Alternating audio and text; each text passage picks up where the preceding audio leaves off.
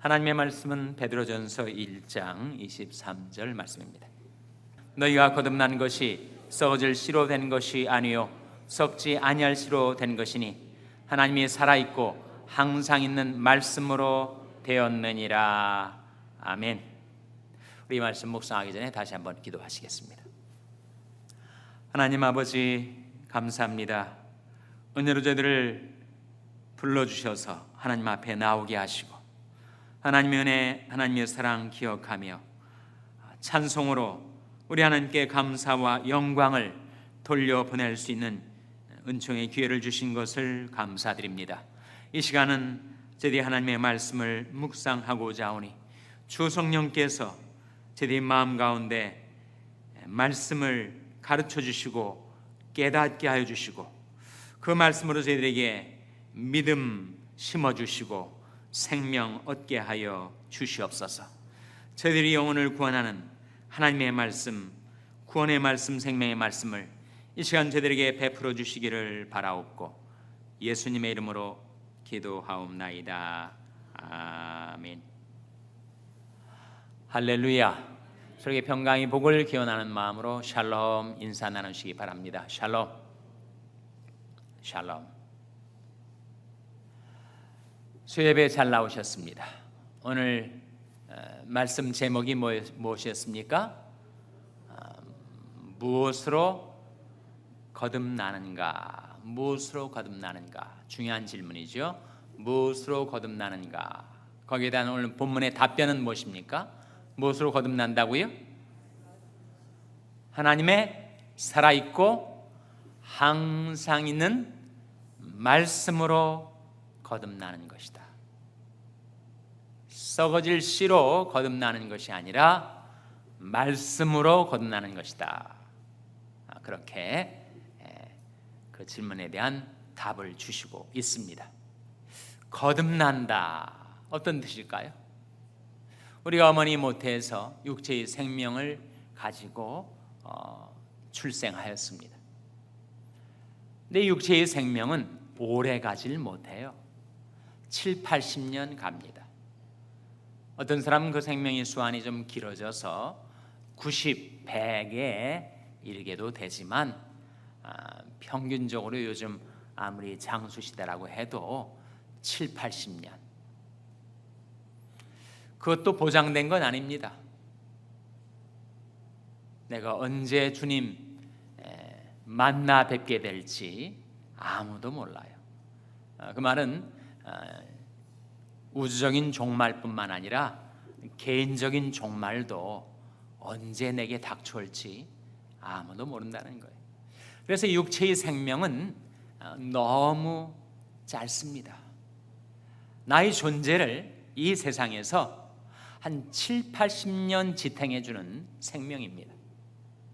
그러다 그 생명이 마치 아침 안개가 사라지듯이, 이슬이 사라지듯이 그 생명이 사라지게 되는 때가 우리에게 다가옵니다. 그것이 제 1차 출생이었어요.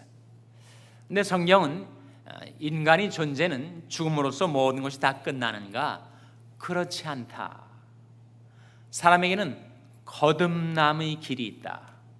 거듭남이란 말 그대로 다시 나는 것이요, 다시 태어나는 건데, 다시 태어나는 그 생명은 부모님에게서 물려받는 생명이 아니라 누구에게서 물려받는 생명이라고요?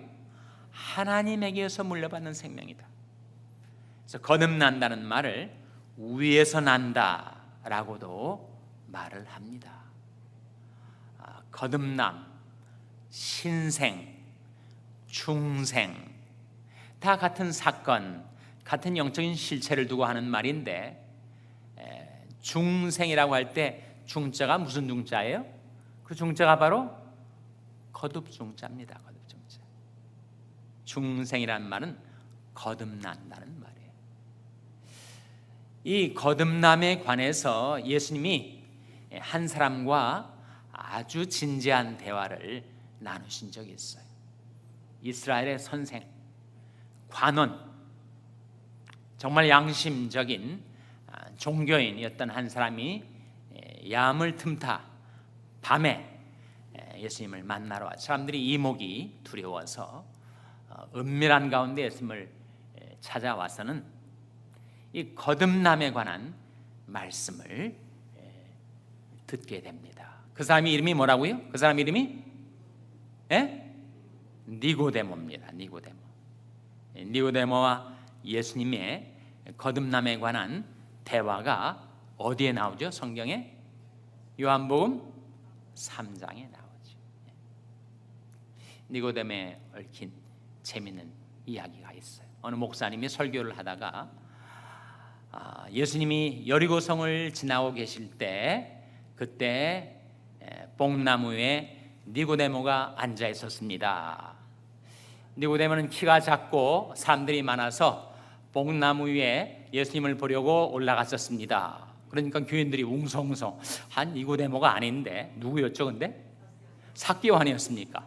삭개오가 뽕나무에 올라갔지 언제 니고데모가 여리고성에서 뽕나무에 올라갔나? 교인들이 그러고 있으니까 목사님이 알아차렸어요. 그래가지고 얘기를 이렇게 돌렸습니다. 그때 마침 삭개오가 나타나서 뽕나무 위에 앉아있는 니고데모를 향하여 거기는 내 자리니 내려오라 그렇게 얘기를 했다는 거예요. 바로 그 니고데모와 예수님이 거듭남에 관해서 얘기를 나누는 가운데 예수님이 이렇게 말씀하십니다. 네가 만일 거듭나지 아니하면 하나님 나라를 볼 수 없느니라. 어떻게 거듭나다니요? 사람이 어머니 못에 들어갔다가 다시 나올 수 있다는 말씀입니까? 그래서 예수님이 다시 내가 물과 성령으로 거듭나지 아니하면 하나님 나라에 들어갈 수 없느니라. 첫 번째는 하나님 나라를 볼 수 없느니라. 두 번째는 하나님 나라에 들어갈 수 없느니라. 같은 실체지만 다른 측면이죠. 우리가 거듭나야만 하나님 나라를 볼 수 있습니다.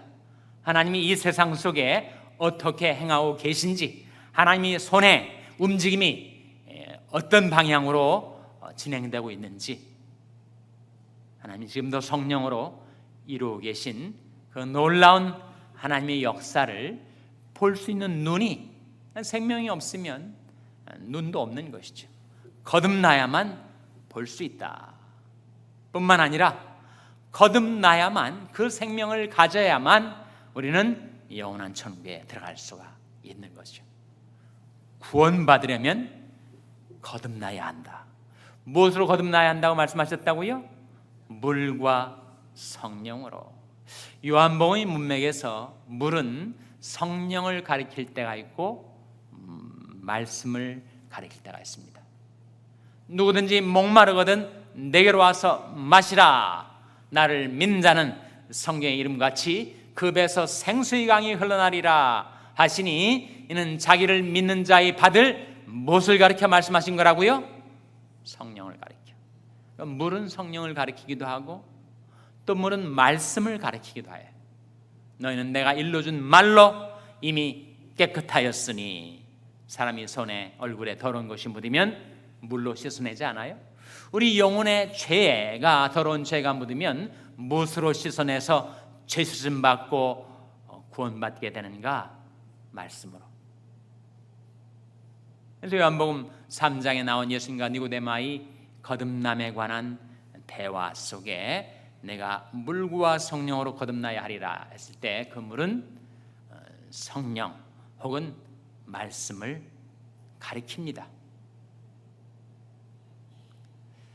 우리가 부모님에게서 육체적인 생명을 물려받아서 그것을 힘입어서 7, 80년을 살아가는데, 그것은 우리 존재를 영원히 지속시킬 수가 없어서 사람의 생명의 수완이 끝나면 우리는 다 죽게 됩니다. 그런데 하나님에게서 물려받은 생명, 그 생명은 어떤 생명이라고요? 그 생명은 영원한 생명이어서 사람을 영생케 하는 생명입니다.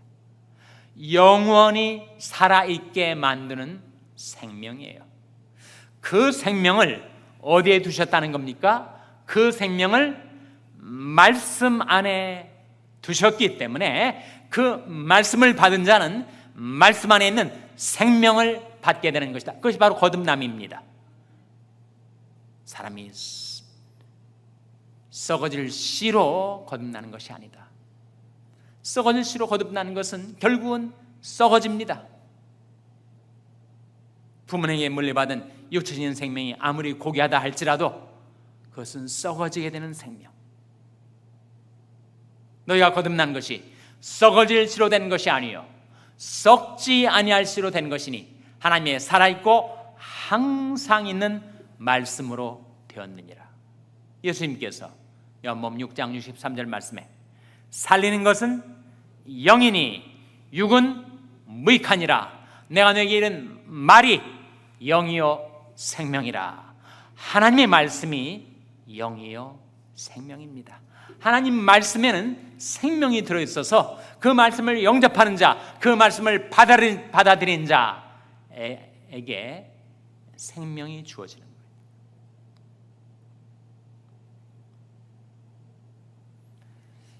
예수님이 한 번은 너무 난해한 말씀, 난삽한 말씀을 하시자 사람들이 도저히 이해 못하겠다 하고 떠나갔어요. 예수님께서 제자들을 돌아보시면서 너희도 가렸느냐 그렇게 물으셨을 때 시몬 베드로가 뭐라고 대답했습니까? 영생의 말씀이 주께 있음에 우리가 네게로 가오리이까. 거기에 영생의 말씀이 뭐예요? 사람으로 영생케 하는 말씀이라는 거죠. 예수님이 입에서 나오는 그 하나님의 말씀을 받으면 사람은 영생을 얻는다. 거듭나게 된다. 말씀 안에 있는 그 영원한 생명이 씨가 되어 우리 마음속에 심겨질 때 그때 외관상으로는 아무런 차이가 없어 보일지 몰라도 그 영적인 실제에 있어서 그는 거듭나게 된 사람, 새로운 영적인 생명을 받은 사람, 그 영적인 생명은 다름 아닌 영원한 생명인데 그를 영생케 하는 그런 구원이 말씀으로 이루어지는 것이다. 여러분 어떤 말씀으로 거듭나셨습니까? 저는 누가 자기가 이 말씀으로 거듭났다라고 하는 사람의 이야기를 들으면 저는 관심을 집중시켜요. 어떤 말씀으로 거듭났을까? 지금은 이제 은퇴하셨지만 한때는 정말 한국이나 미국에서 대단히 많은 사람들에게 영향력을 끼쳤던 두레교회 김진홍 목사님. 그분은 기독교 가정에서 태어났습니다. 계명대 철학과를 나오셨죠. 장신대에 들어가서 신학교에서 뭔가 길이 있는 줄 알았는데 너무 실망해가지고 중퇴를 하고 아스케키 통 하나 들고 원효대사처럼 삶의 현실이 바닥에서 내가 뭔가 도를 깨우쳐야 되겠다.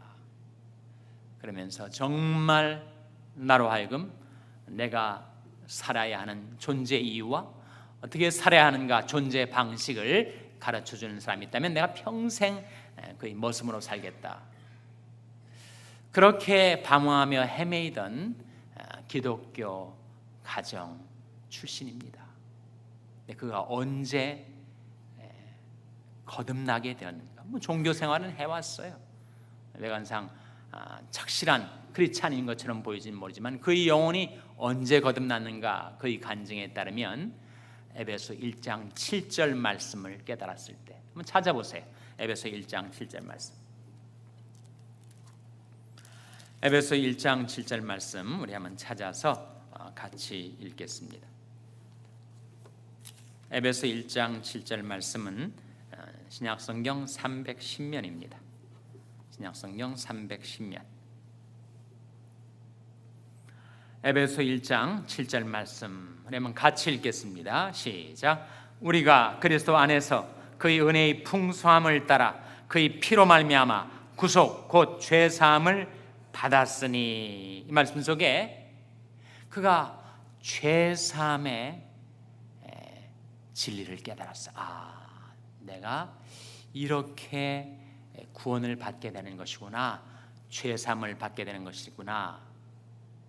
우리가 그리스도 안에서 그의 은혜의 풍성함을 따라 그의 무엇으로 말미암아? 그의 피로 말미암아 구속 곧 죄사함을 받았으니, 거기서 그가 인간이 어떤 의로운 행위로도 선행으로도 공로로도 구원받을 수가 없고, 오직 구원은 전적인 하나님의 은혜, 바로 예수의 피로써 죄씻음 받고 구원받는다라고 하는 복음의 진리를 이 말씀 속에서 깨닫게 되는 거예요. 그 일생에 있어서 일대 전환점이 바로 이 말씀으로 주어진 것입니다. 스펄전이란 저명한 영국의 설교가, 사도 바울 이래로 가장 탁월한 설교가라고 알려진 스펄전은 아버지도 목사님, 할아버지도 목사님, 어려서부터 정말 성경 속에서 성장했었던 사람이었지만, 그가 거듭나게 된 것은 17살 때 감리교, 눈 오는 시골 감리교 예배당, 마침 목사님이 눈 때문에 막혀서 강단에 서지 못하게 됐을 때 평신도 설교자가 외쳤던 이사야 45장 22절 말씀으로 거듭났어요. 한번 찾아보시기 바랍니다. 이사야 45장 22절 말씀. 이사야 45장 22절 말씀은 구약성경